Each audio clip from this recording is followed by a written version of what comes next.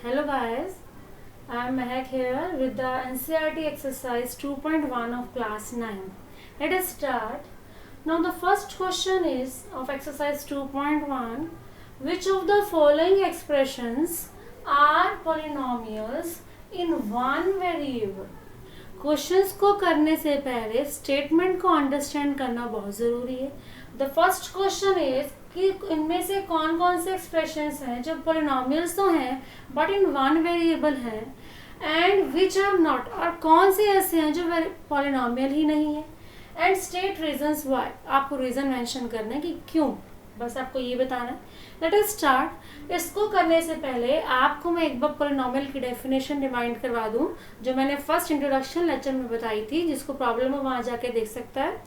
इसमें मैंने क्या बताया था, पोलिनोमियल क्या है. It is an algebraic expression in which power of variable is a non negative integer, जिसमें वेरिएबल की पावर नॉन नेगेटिव इंटीजर है. मतलब आपके पास वेरिएबल की पावर होल नंबर है. होल नंबर कहाँ से स्टार्ट होते हैं? 0, 1, 2 एंड सोन, 0 से स्टार्ट होते हैं और हम सारे क्या होते हैं? पॉजिटिव. तो इसमें ना तो हम नेगेटिव लेते हैं ना ही फ्रैक्शनल लेते हैं. किसकी पावर? वेरिएबल की पावर.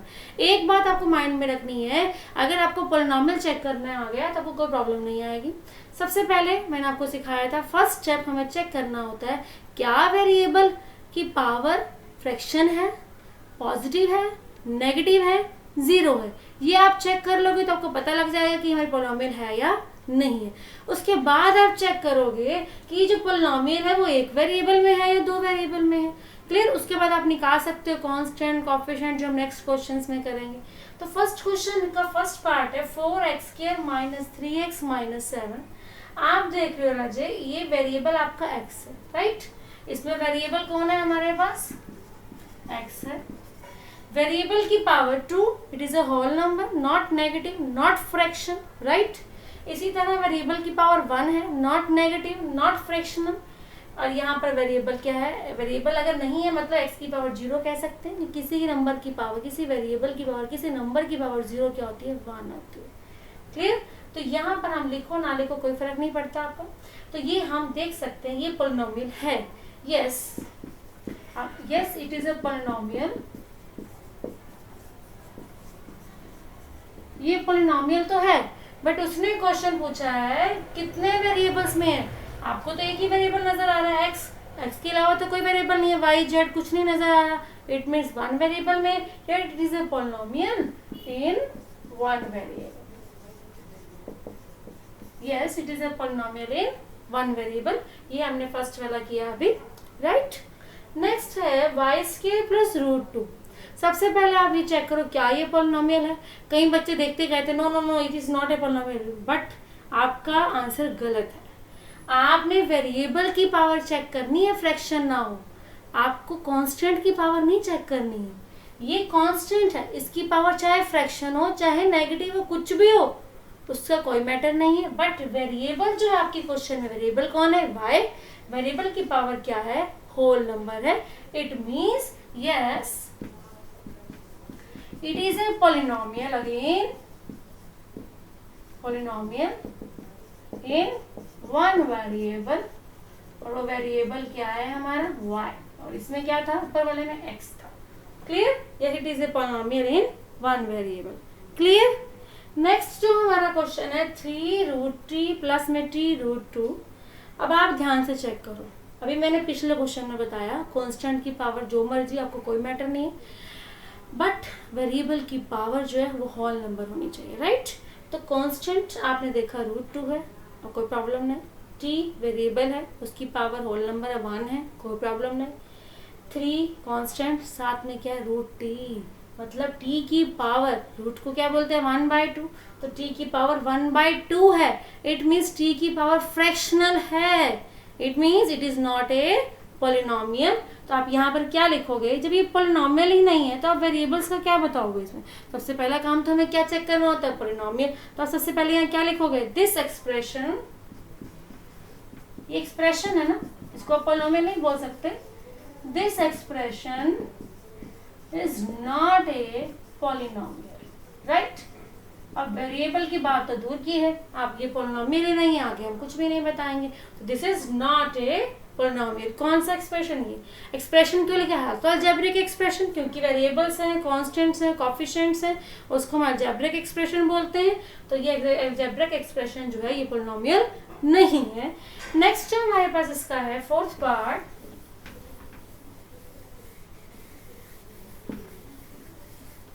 फोर्थ पार्ट है हमारे पास y प्लस 2/y।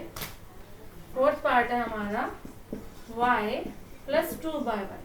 आप ये ध्यान से देखो, ये वेरिएबल कौन सा नजर आ रहा है आपको? y। इस मीन्स वेरिएबल कौन सा है? y। बट मैंने अभी आपको बोला वेरिएबल से पहले आपको क्या चेक करना है, क्या ये पोलिनोमियल है या नहीं है। सबसे पहला काम हम क्या चेक करेंगे? पोलिनोमियल। क्या ये पोलिनोमियल है? This expression is not a polynomial. Why? Because यहाँ पर तो y की पावर 1 है, राइट, बट 2/y है। y नीचे है, जैसे ही y ऊपर आएगा पावर नेगेटिव, यहाँ पर y की पावर 1 है। जब y को ऊपर लेके आओगे पावर नेगेटिव, आपको पता है नीचे वेरिएबल नहीं ले रहे आप, क्योंकि आपको मैंने पोलिनोमियल की डेफिनेशन कराई थी, तो मैंने आपको एक चीज बताई थी, पोलिनोमियल की type ax² plus bx plus ये क्वाड्रेटिक पोलिनोमियल थी हमारी। और क्वाड्रेटिक पोलिनोमियल में मैंने आपको बताया था आपके जो कोफिशिएंट्स हैं ये हैं, वेरिएबल्स आपके ये हैं। तो जो आपके वेरिएबल्स हैं वो ऊपर ही प्रेजेंट होते हैं, नीचे नहीं है। अगर नीचे है तो उसको ऊपर लेकर आओ। सबसे पहला काम क्या करेंगे? ऊपर लेकर आएंगे। ऊपर लेके आओगे तो जो पावर नीचे है ऊपर वही पावर आएगी, बट विद नेगेटिव साइन आएगी, राइट।